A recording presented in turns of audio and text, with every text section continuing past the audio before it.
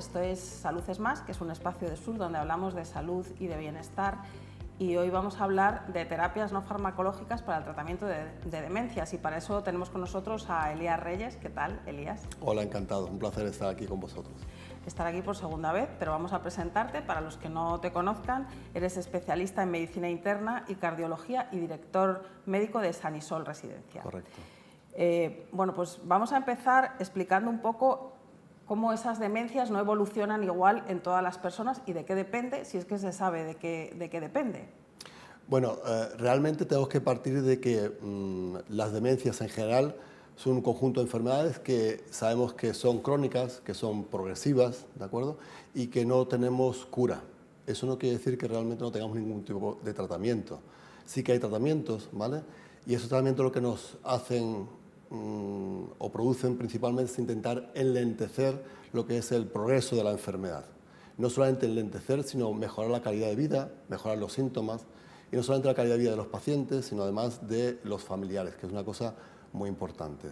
Dentro de ese tipo de demencias, como hablamos la última vez, pues tenemos demencias de tipo reversibles, que son de un 10 a un 20%, y demencias irreversibles, es decir, que no sabemos realmente cómo se pueden tratar o cómo pueden evolucionar, que son de un 80 a un 90%, que son la mayoría. Por eso es muy importante hacer un diagnóstico correcto para tener un posterior tratamiento. Me gustaría que recordaras, aunque sea una pincelada también, la diferencia entre Alzheimer, deterioro cognitivo, que vosotros lo englobáis todo dentro de demencias para la gente que se Correcto, sitúe. hay muchos tipos de demencia de tipo vascular, demencia de tipo degenerativo, demencia de tipo Alzheimer. El Alzheimer simplemente es un tipo de demencia que normalmente es el 70-80% de todas las demencias que tenemos. Y todos ellos engloban lo que es un deterioro cognitivo, es decir, principalmente se manifiesta por una alteración en las conductas o en la memoria, sobre todo de tipo reciente. Lo que se caracteriza es un conjunto completo de demencias. Y me imagino que cuanto antes se actúe, pues más facilidad para retrasar o hacer que sea más lenta esa evolución, ¿no? Correcto, así es. Una de las cosas preventivas más importantes que siempre hablamos son 3 puntos. Uno es, a nivel preventivo, por ejemplo, el ejercicio físico, que es muy importante, sobre todo de tipo aeróbico, es decir, el aeróbico significa pues, el pasear, el caminar, el nadar en bicicleta, o bien, por ejemplo, también lo que es el ejercicio a nivel mental o cognitivo, que es simplemente el aprendizaje, aprender cosas nuevas. Simplemente es una actividad muy importante para el cerebro, para de alguna forma desarrollarlo y mantenerlo joven. Y por último es evitar el estrés, que es uno de los males peores de nuestra sociedad. Y eso es una de las cosas más difíciles, pero que influye mucho en lo que es en el deterioro cognitivo. O sea, en los 3 puntos más importantes a nivel de prevención. Y después a nivel tratamiento farmacológico, pues realmente no hemos avanzado mucho, ¿de acuerdo? Sí que tenemos buenos tratamientos para enlentecer esa progresión. Y después tenemos lo que es el tratamiento de tipo no farmacológico, que es donde yo me voy a centrar principalmente porque tenemos una novedad en nuestro centro de Sanisol y donde estamos trabajando hace pues, un par de meses con buenos resultados. Bueno, pues cuéntanos este tratamiento, esta sala sensorial, esta novedad que tenéis a la hora de abordar las demencias, en qué consiste, con qué tipo de demencia, si es con cualquier demencia, y qué resultados estáis consiguiendo. Antes debería hacer un pequeño resumen de los tipos de tratamientos no farmacológicos que se pueden utilizar, que no solamente lo que es nuestra sala de tipo multisensorial o sala Snowslen, que ya intentaré explicar dónde viene ese concepto tan extraño. Después tenemos, por ejemplo, también lo que es la musicoterapia, la aromaterapia, por ejemplo, la risoterapia, se puede utilizar. Bueno, ¿cómo funciona esto de la musicoterapia? Bueno, la musicoterapia simplemente lo utilizamos también en lo que es la sala multisensorial, que simplemente pues, escuchando pues, algún tipo de música o algún tipo de voces familiares, por ejemplo, o algún tipo de libro que haya leído principalmente, o algo que le suene a la persona. Algo que le obligue a recordar cosas que conocía en el pasado. Exactamente, eso con respecto a la sala multisensorial. Que le pueden poner música de la que escuchaba pues, cuando tenía a lo mejor 20 años, ¿no? Exactamente, de eso se trata justamente. Y en el tema de las voces familiares, ¿que le grabáis voces de sus familiares? Pues de los familiares, exactamente. Y entonces ellos le traen lo que son pues, recuerdos, a lo mejor lo reconocen o no, pero de alguna forma intentamos pues, fomentarlo de decir, bueno, pues reconoce esta voz, sabes quién es, o se le pone imágenes. Eso lo desarrollamos después. ¿Y la aromaterapia también? Simplemente puedes ponerle perfumes de algún tipo de persona que ella haya tenido a lo mejor anteriormente o que le guste, o algún tipo de olor de algún tipo de comida, por ejemplo, especialmente, o de fragancia. Es decir, se puede jugar para estimular la sensación del olfato, por ejemplo. Y eso, o sea, estimular ese tipo de sensaciones, ¿qué es lo que produce en el cerebro? De forma que podamos entenderlo todos. Justamente lo que hace es, a través de los sentidos, estimular los sentidos a nivel básico, lo que hace realmente es estimular el cerebro. Y eso es lo que hace realmente, pues, activar el cerebro y traer lo que son, pues, recuerdos, pues, más o menos recientes o antiguos, dependiendo de lo que queramos trabajar. O sea, eso sería hacer ejercicio, igual que hacemos ejercitamos mental. los músculos, pues ejercitar el cerebro para que se mantenga en mejor forma, ¿no? Hay terapias, por ejemplo, no farmacológicas muy curiosas, por ejemplo, que hemos estado también intentando realizar, por ejemplo, la Wii-terapia. No sé si se conoce lo que es el juego. ¿Wii-terapia? Sí, de la Wii, del juego de la Wii. juego de la Wii. Pues le ponen Wii-terapia y de eso también se ejercita también, por ejemplo, lo que son tanto la visualización como los movimientos, la coordinación. Es decir, hay muchas alternativas. En nuestro caso, o de lo que a mí me gustaría hablar, es justamente de esa sala multisensorial o sala Snoezelen, porque se habla de las dos formas. ¿Salas? Snoezelen se llama. Snoezelen. Ese término viene del holandés y viene de dos palabras. Viene de la palabra snoevel, que sería como oler o impregnarse, y deselen, que es como relajarse. Es decir, la combinación de las dos palabras sería como impregnarse de relajación o de relax o de estar calmado. Eso justamente es el objetivo principal de ese tipo de salas, que las personas salgan pues relajadas, calmadas y tranquilas. Esto no es una cosa tampoco nueva, puesto que ya los egipcios, los griegos, los romanos, los pueblos también orientales utilizan estos métodos de masajes, aromaterapia, musicoterapia, todo eso lo utilizaban simplemente para estar pues relajados y tener un bienestar nada más y un placer. ¿Y cómo sería la secuencia del tratamiento de una persona que tenga algún tipo de demencia? Pues no sé si primero hace algo de relajación para bajar el estrés y luego entra en la sala y va pasando, si eso se hace a diario. Explícanos un poco cómo aplicáis este El método que utilizamos normalmente son sesiones individuales, es decir, está nuestra psicóloga con el paciente. Suele durar aproximadamente de unos 30 a 45 minutos, ¿de acuerdo? También somos muy flexibles, dependiendo de las necesidades del paciente o de la situación del paciente. Por el paciente no es siempre el mismo, hay días que está mejor y días que está peor, pues hay que adaptarse. Esa es la habilidad o realmente lo importante de ese tipo de método, que es muy flexible y se puede adaptar perfectamente al paciente y a las necesidades del paciente. Lo importante en ese tipo de terapia es la comunicación con el paciente, es decir, intentar explicarle qué es lo que va a suceder. Es decir, va a entrar en una sala oscura y de pronto se va a encender pues, una serie de luces, o va a ver una serie de imágenes, o va a ver una serie de música, o va a oler una serie de fragancias. Todo eso hay que explicárselo muy bien, comunicárselo al paciente.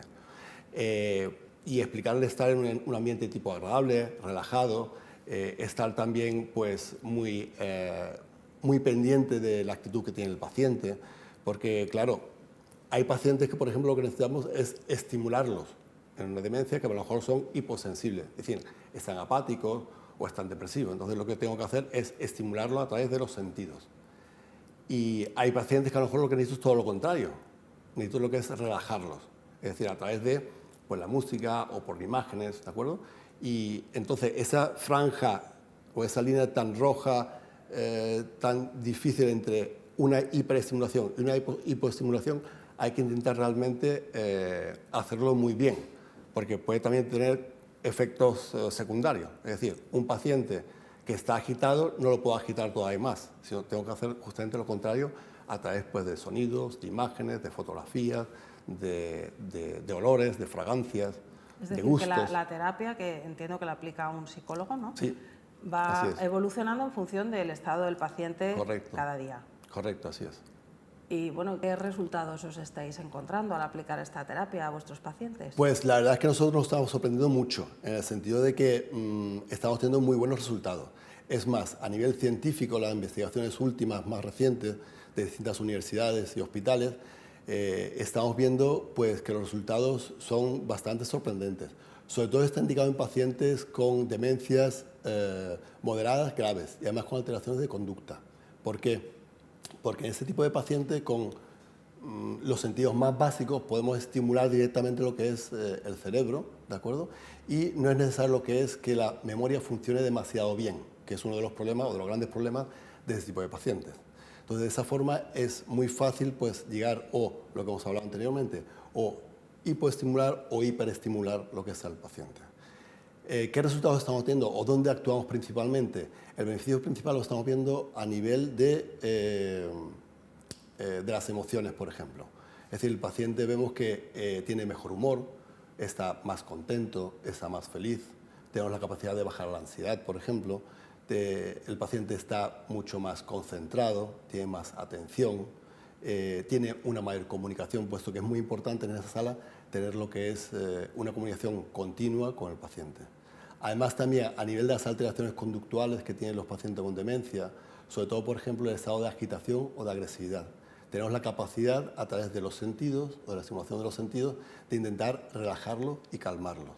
Y de esta forma también estamos viendo, o se está demostrando, de que necesitan lo que es una menor necesidad de los fármacos, por ejemplo, de los relajantes o de antipsicóticos. Incluso tenemos que usar menos las contenciones mecánicas, por ejemplo, muchas veces. Es decir, que tenemos resultados no solamente durante el periodo de la sesión, de esos 30-45 minutos, sino que el estado de relajación se proyecta sobre todo. Si lo estoy entendiendo bien, funcionaría para mejorar la calidad de vida de estos pacientes, que estarían más serenos y más felices. Aunque evidentemente no podéis curar ese deterioro cognitivo y esos fallos de memoria, pero sí cómo lo afrontan. Correcto. Es así, además, no solamente es relajar, sino lo que he explicado anteriormente, también puede ser para estimular. Es decir, otras alteraciones que tenemos en los pacientes de demencia, no solamente que están agitados, agresivos o nerviosos o intranquilos, sino puede ser la otra cara de la moneda, es decir, que son pacientes depresivos o pacientes, por ejemplo, que son apáticos. Lo que hacemos ¿Y qué se encuentran los familiares cuando van a visitarles y han estado haciendo este tipo de terapia? ¿Cómo les encuentran? Bueno, pues lo encuentran pues, más activos, a lo mejor más atentos, más concentrados, más comunicativos, por ejemplo. A nivel de las funciones cognitivas, pues lo ven más despiertos. Es decir, que sí que se nota que ese tipo de personas, pues de alguna forma, de ese estado de letargo, entre comillas, o lo contrario, agitado, están mucho más relajados. Estamos hablando de tratamiento en personas, en pacientes que tienen demencias moderadas graves. Aquí siempre hablamos un poco de prevención y yo quería preguntarte, jubilarse y pasar de la actividad a de repente la inactividad, no sé si es un factor de riesgo para tener una demencia y cómo se puede prevenir. O sea, estas terapias sensoriales, aunque no sea ahí, ¿qué pueden hacer las personas si es que se puede hacer algo para intentar prevenirlo? En principio, lo más saludable es tener siempre un hobby, una alternativa al trabajo. Es decir, una persona que solamente está acostumbrada a trabajar y no tiene otra cosa más, tiene un riesgo de caer en una depresión, ¿de acuerdo? Porque es una persona que a lo mejor se va a sentir pues, poco útil, donde antes hacía muchas cosas, pues ya no sabe lo que hacer, ¿de acuerdo? Entonces, ese tipo de sensación pues, puede empezar a aparecerle un tipo de sentirse solo, no útil, y entrar en un periodo de depresión con un riesgo, obviamente, de una posible deterioro cognitivo. Por eso yo siempre digo que alternativa al trabajo hay que tener una serie de hobbies, ya sea cual sea, me da igual si es bailar, si es la jardinería, si es el deporte. ¿Y hay algunos que sean especialmente interesantes? Porque antes nos hablabas de actividades aeróbicas. Sí, en principio yo lo que recomiendo sobre todo es el andar, o el caminar, o el ir en bicicleta, o una bicicleta estática, o el nadar. Serían los deportes prioritarios. Después se puede hacer terapia de yoga, de relajación y todo eso también viene muy bien, pero principalmente es una actividad aeróbica. Bueno, pues ya para terminar me gustaría que nos dijeras, aunque no podemos cambiar nuestra genética, ¿cuánto hay de genética y de estilo de vida en las demencias? Depende del tipo de demencia que sea. Hay algunas que tienen un componente genético más importante, ¿de acuerdo? Y otros tienen un componente sobre todo de los factores externos, es decir, el tipo de vida que nosotros llevamos, el tipo de estrés, el tipo de factores cardiovasculares, por ejemplo, la diabetes. ¿En el caso del Alzheimer, por ejemplo, es la que tiene más genética? No, en el caso del Alzheimer tiene lo que es una parte pequeña de genética. No es que no tiene un componente tan elevado genético, por ejemplo. Pero bueno, siempre podemos hacer algo, ¿no? Siempre se puede intentar prevenir. Pues vamos a quedarnos con esa idea, que siempre se puede intentar prevenir. Gracias, Elías Reyes, por estar aquí. Muchas gracias.